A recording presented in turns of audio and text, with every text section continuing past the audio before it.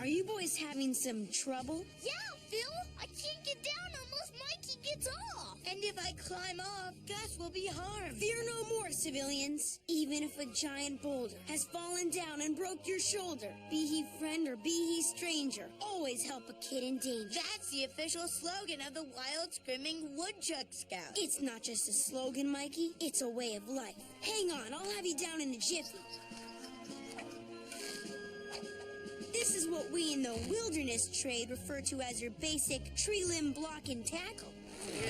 Look at me! I'm rising up like a yeasty loaf of bread. Hey, I'm saved! Yay!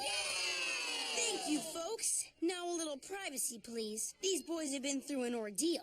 You kids all right? All right? Are you kidding? I've never been rescued like that before. It was nothing. Way up on Rattlesnake Mountain, I used my trusty rope to save a whole troop of toddler scouts who had wandered into sulfuric acid gorge. What a tremendous feat of heroism. Yes, it was. Yep, the scouting life is pretty extraordinary. Hiking through the woods, sleeping under the stars, shooting the breeze with Mr. Coyote. Yip, yip, yip. If I could talk to Mr. Coyote, I would ask for his thoughts on the balance of nature. I'd ask him if he ever ate a guy. That's amusing, boys. But you'd best leave the wild animals to a seasoned woodsman like me. Well, gotta go. I've got a troop meeting at my house tonight. I better stock that field over there for some appetizers. Wow, look at him go. He's the most resourceful boy I've met. And just look at that uniform. I sure wish I had a cool uniform like that. I would fancy a dashing neckerchief. Are you thinking what I'm thinking? I believe I am.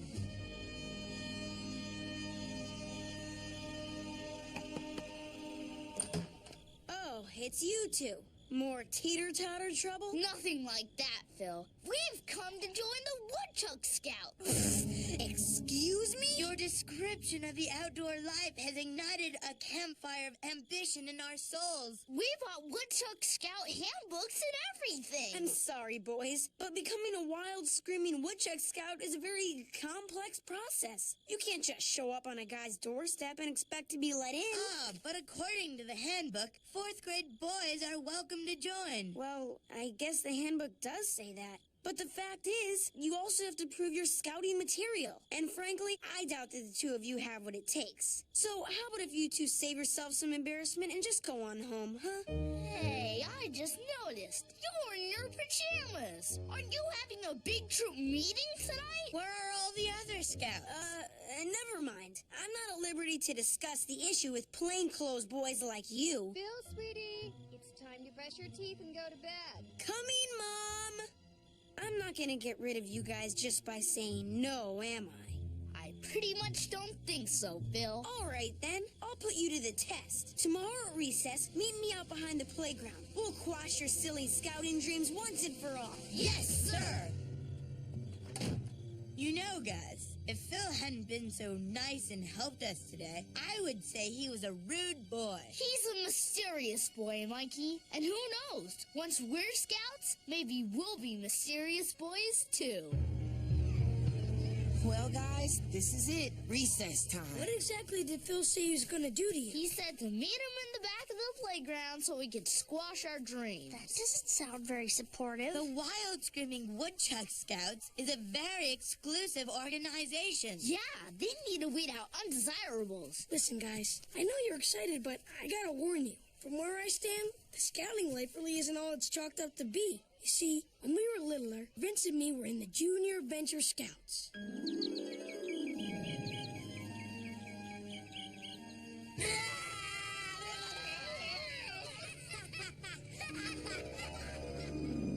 Troopmaster kicked us out for that crazy scouting code. Let it go, Teach. I'm sorry you got kicked out, TJ, but Mikey and I have decided this is something we really want to do. Well, if you really want to do it, then all I can say is good luck. Damn it! Yes, by all means. Good luck, boys. Because you're going to need it. Come, meet your undoing. Whoa! Fabula, what is that? It's Troop 227's new applicant wilderness survival proving ground. Where did all that neat stuff come from? I packed it in before sunrise. Now you two, follow me. not you people. But we want to watch our friends. Yeah, you know, we want to lend them our support. In the wilderness, there are no friends to lend you their support. Only the unfeeling gaze of trout, lizards, and the occasional skunk. I'll skunk you if you don't let us through. I think it only fair to warn you, Spinelli. I'm highly trained in the art of first aid. Even if you injured me, I could easily repair the damage. It's okay, guys. We'll be all right. In the immortal words of Edmund P. Edmonton, founder and national troopmaster of the Wild Screaming Woodchuck Scouts, a scout is brave. A scout is fearless. And a scout is getting annoyed waiting around for you two guys. Bye now.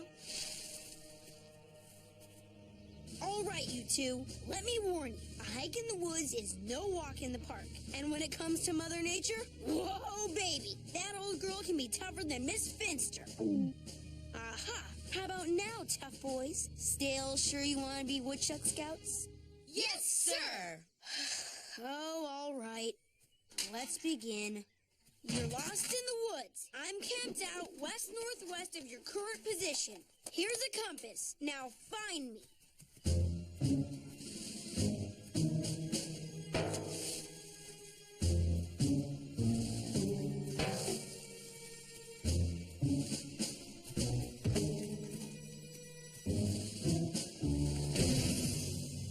You found me.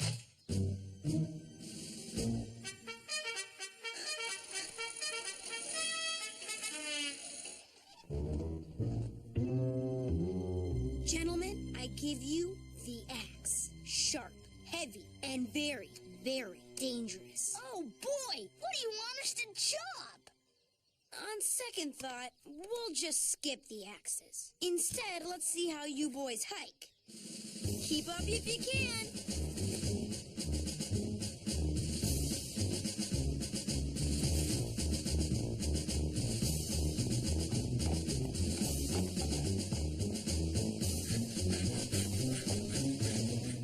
Let him follow that.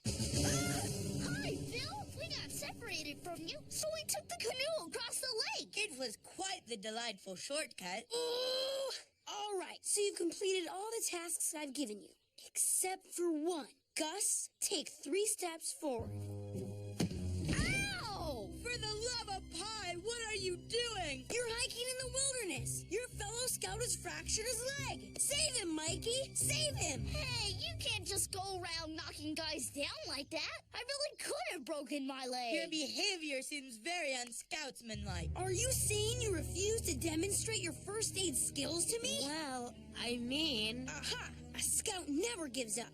I'm sorry, boys. You were doing so well. But now, if you're going to quit on me like this, to be honest, I question your character. But...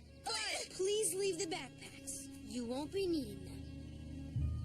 He won't let you join? You've got to be kidding. If that doofus Phil qualifies to be a woodchuck scout, anyone qualifies to be a woodchuck scout. He said he questioned our character. What? Why, that's preposterous. Maybe, but he's in charge of the troop, so he's in charge of who gets to join. He may be in charge of the troop, but he's not in charge of the national organization. Hello, Gretchen. May I help You you? certainly may, Galileo. Boot up your wireless web connection. I'm sending an angry email.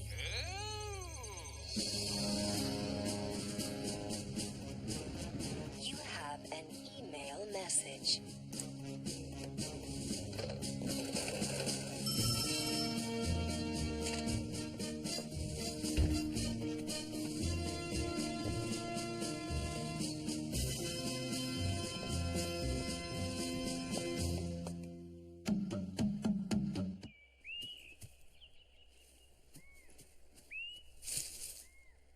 Sasquatch, my old elusive quarry. I've got you this time.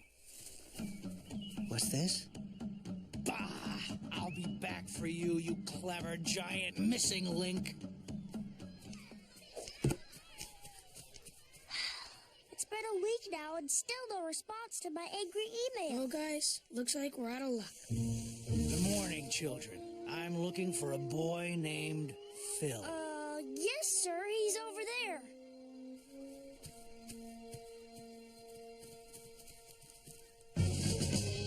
Edmund P. Edmonton.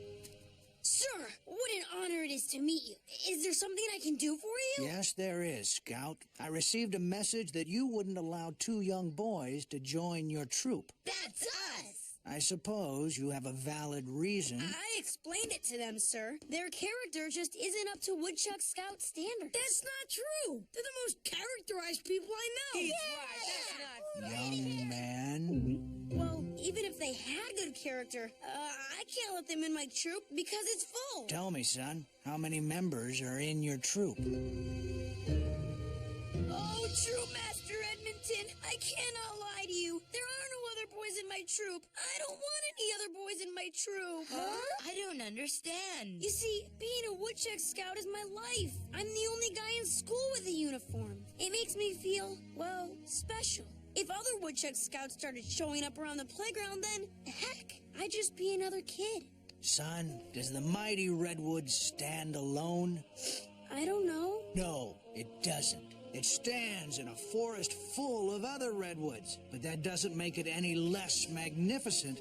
I guess. Even the famed lone wolf travels in a pack, making beautifully short work of the caribou that has straggled from the herd. I never thought of that. Now, these friends here, they stick together. They help each other, learn from them, adopt their habits of survival. You'll find yourself a better scout because of it. I'd like to try, sir, but after all I did, aren't you going to kick me out? Son, it wasn't easy for you, but you demonstrated the first founding principle of the Woodchuck Scouts, honesty. I'd be honored to share a bag of trail mix with you anytime. I will be trusty, I will be nice, I will be faithful and good. I will not litter, and I will not throw rocks at nature. Why, it's Mr. Coyote. What's he saying, Phil? Well, boys, of course you can't understand, but to the experienced ear like mine, he's saying congratulations, and welcome to the Woodchuck Scouts.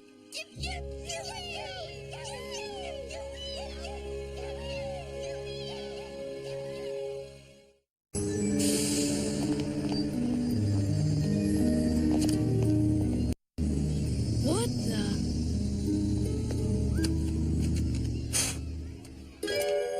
Legal tender. You better have a good reason for dragging us over here, Teach. There's kickball going on, and my foot's getting itchy. Trust me, Vince. I have a good reason. Looky what I found. Whoa, pretty. A high note and envelope ornamentation.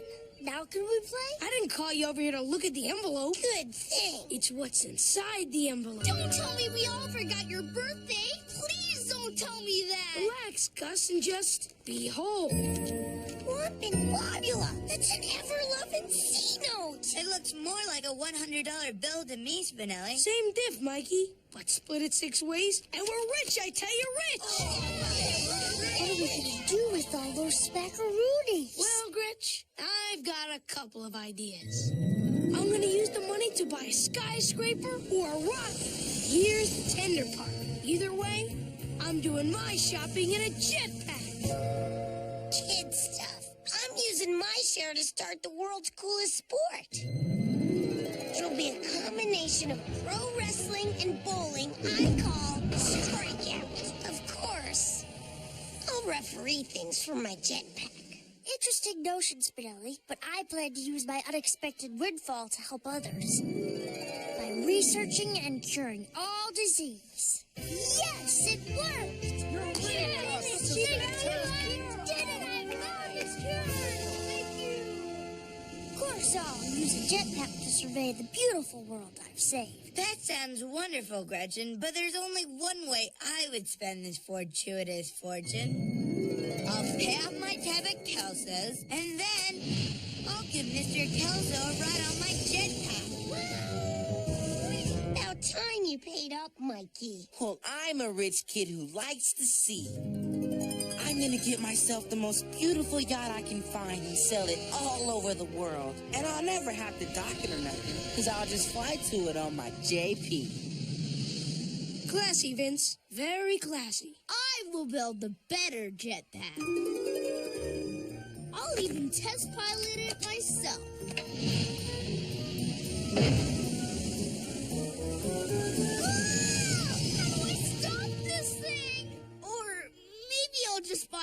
stickers. Oh, the many ways we'll find to spend this money. How lucky we are that somebody lost it. Hey, wait a sec. Mikey's right. Somebody lost it. And we found it. Yep, and now we have to return. What? Say who? I want my yacht. Look, guys, we all want stuff. But something I never want is to feel bad, if I can help it. And if I kept someone else's money, eventually I'd feel rotten. And so would you guys. TJ's right. It's not ours to spend, even for world health. Goodbye, bowling ring. Come on, then. Let's ask around and find out who lost this. But don't ask directly, because some kids would do anything for a C-note. I know. I'm one of them. How deliciously moist.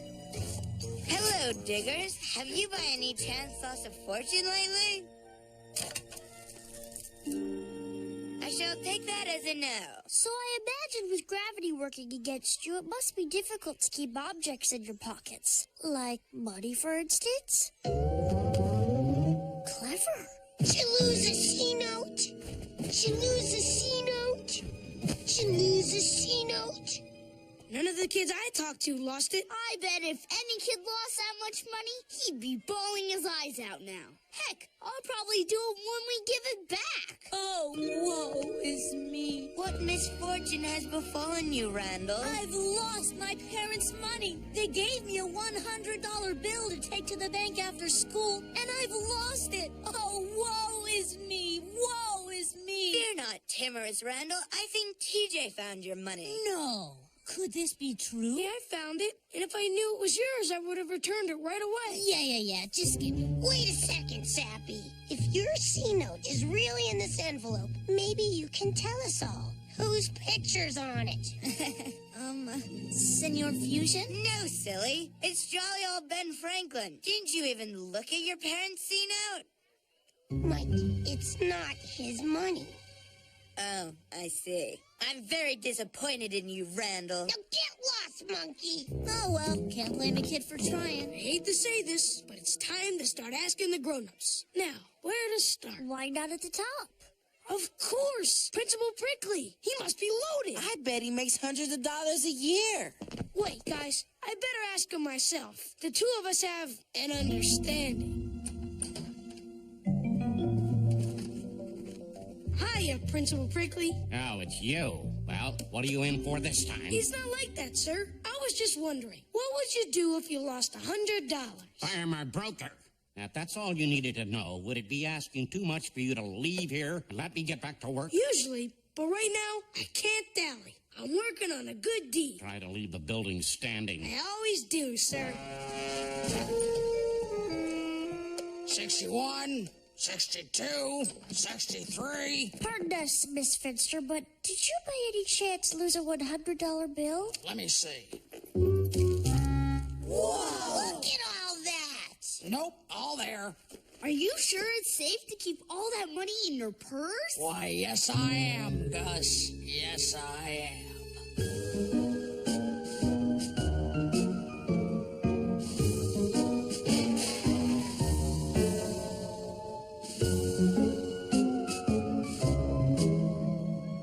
TJ and his friends are trying to give back money? But that's absolutely un-American. I know, but those kids are just mixed up enough to do it. This cannot, stand. Come on, girls. TJ, we need to talk. Join us in our clubhouse. I'm sort of busy right now, ladies. We've just refreshed our candy spa. I guess I got a minute. Well, thank you, ladies. This is mighty nice of you. TJ, we know about the money. What money? Like the $100 bill? Oh, that money. It's quite a fortune, but, it's not mine, so I gotta return it. Haven't you heard of finders keepers? It's like the law. Yes, TJ, you're a man of means now, and you owe it to your class to keep the money. Class, huh? TJ Detweiler, welcome to the good life.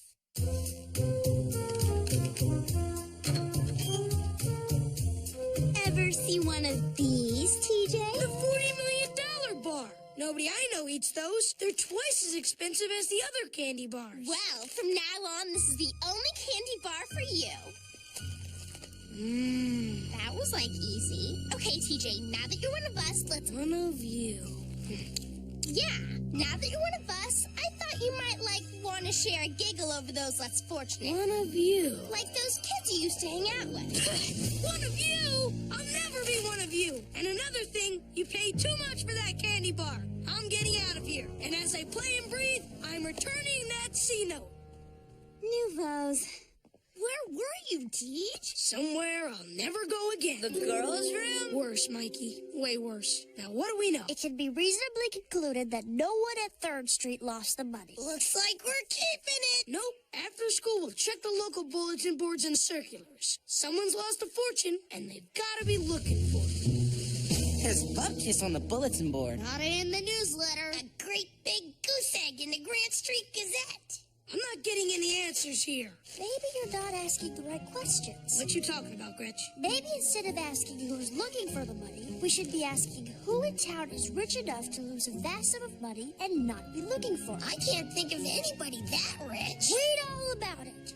Thaddeus T. Thirds of Fifth. Of course. He's the richest mamsy scramsy in town.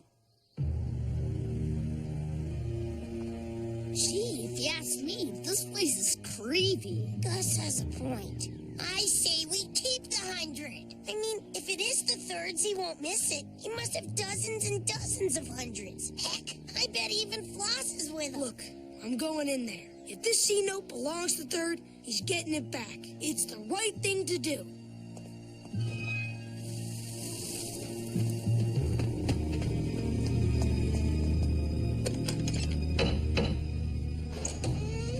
Yes? Howdy. Howdy. I'd like to see Mr. Fifth, please. I believe you mean Mr. Third. Right. Mr. Third. I think I have something that belongs to him. Follow me. Okay, he's doomed. What makes you say that? Come on, Gus. Big mansion, scary butler guy. Do the math. He's probably already fallen through a trap door. Yeah, and gotten strapped into some kind of laboratory bed. And is even now being forced to respond candidly to a battery of deeply personal questions. I'd make 3 points about what's going on. 1, TJ has just entered a mansion. Frightening stuff traditionally happens in castles. 2, the street isn't zoned for human experimentation.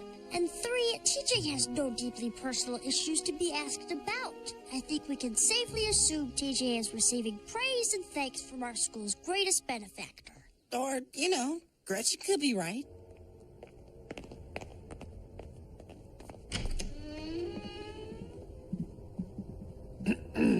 Presenting Master... TJ Detweiler. The, only. You have something for me? I think so, your sirship. Ah, yes. I was hoping this would turn up. You can go now. There, you see, he's fine. So, what happened? Was it his? Yep. So where's the reward? Didn't get one. He hardly said a word. You're kidding. He didn't even say thanks, kid. Nope. See? What'd I tell you? We never should have given the C back to 3. No, Spinelli, we did the right thing. And that'll last a whole lot longer than any thanks kid ever could. Yeah, all right. For such a ritzy neighborhood, they sure have a noise problem.